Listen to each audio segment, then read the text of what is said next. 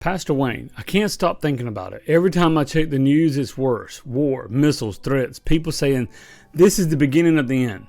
I'm honestly scared. What if the rapture happens and I'm not ready? What if everything collapses? I want to say thank you for sending in your emails. If any of you have any questions, comments, post below. Let me know anything that you would like help with. And if you need personal counseling or life coaching, go to pastorwaynesutton.com. So let me go back to this email. First of all, what you're feeling is real, but let's separate fear from truth. So you're not just reacting to events, you're reacting to uncertainty and loss of control. And that's where fear grows. Let me ask you something. Has God changed because the world is currently shaken? Did God change when the world shook with COVID? No. Scripture says God is our refuge and strength, a very present help in trouble. That's Psalm 46:1. Not that he was or not that he will be, he is right now. See, fear says, what if everything falls apart? Faith says, even if it does, God is still in control. Jesus already told us wars would come. He says in Matthew, you will hear wars and rumors of wars. See that you're not troubled. Notice that. See that you're not troubled. He didn't say panic, run. He didn't say let fear take you.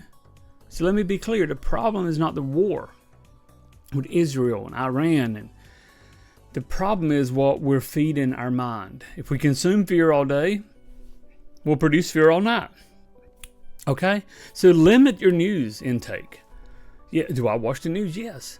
But I watch it to be informed. I watch it to be informed as a watchman, to pray. Then spend the time that you would have been watching news with prayer. In the morning, in the evening. Start with scripture. And ask God every day, Lord, anchor me in truth, not headlines. All right, our next email says, Pastor Wayne, I've been studying prophecy nonstop. Gog and Magog, Ezekiel, Revelation. I feel like we're right there. Should I be preparing, selling everything, warning people? I seriously don't know what to do. David, you're not wrong to be aware, as I was saying in the earlier email.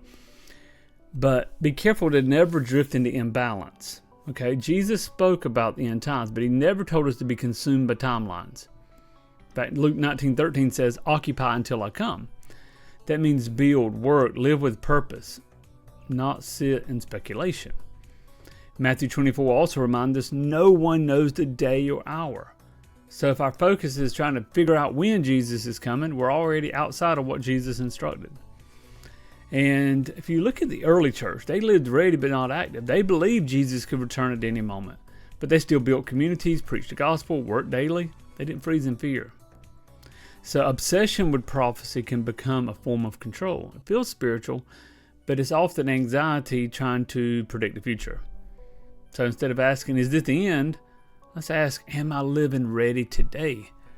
Readiness is not stockpiling fear, studying timelines nonstop. It's walking with God, living obediently, staying spiritually awake. So, spend some time studying prophecy. I think that's wise.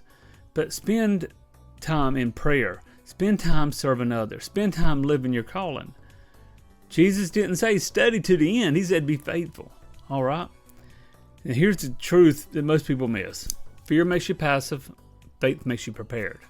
The goal is not to ignore reality. The goal is to stand steady inside of it. So if the news is controlling your peace, you're listening to the wrong voice. Now, if this has been helpful, hopefully it has, hit that subscribe button, hit that share button. And remember, if you need some personal one-on-one life coaching or personal one-on-one Christian counseling, if you are really, maybe you feel stuck and you want to get to that next level, go to pastorwaynesutton.com. On the main page, you can scroll down, sign up for a session. I look forward to hearing from you. And until then, God bless.